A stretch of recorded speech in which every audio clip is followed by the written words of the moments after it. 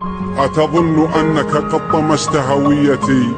السلام عليكم ورحمة الله وبركاته. طبعا اليوم طريقة لعب لا أنت وصديق. أولا تفتح نقطة الاتصال وبعدها تذهب إلى جهاز صديق.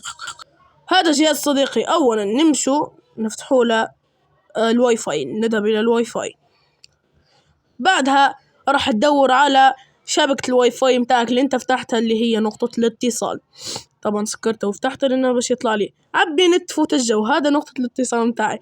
تدخل على اعدادات اي بي، تعملها تابت وبعدها تاخذ عنوان الاي بي، تعمل له نسخ وتطلع وتمشي للعبة.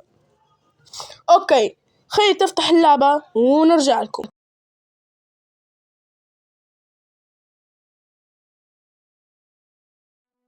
اوكي بعد ما فتحت اللعبة راح ندخل على كلمة لان، راح نمسح هذا الاي دي اللي هو طبعا الاي بي كامل. اوكي خلينا نمسحوه، لخبطة خلينا نمسحوه وراح نحطه عنوان الاي بي هذا. راح نعمل شروع اوكي وندخل على الماب هذا.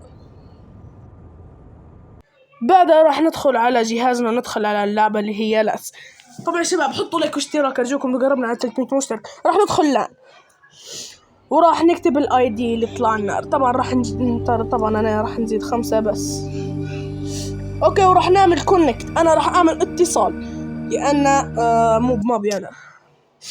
وبعدها دخلت انا مع ولد خالتي مع ولد خالتي. اوكي طبعا قاعدين الحين نعمله.